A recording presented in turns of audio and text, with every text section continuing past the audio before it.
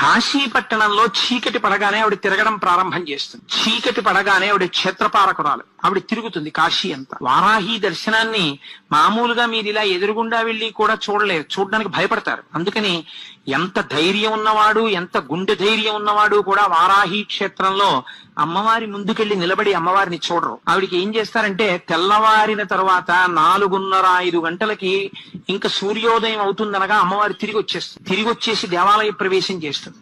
అర్చకులు కూడా ఒక్క 10 నిమిషాలు 20 నిమిషాలు లోపలుండి గబగబా అమ్మవారికి పూజ చేసేసి తలుపులు వేసేస్తారు.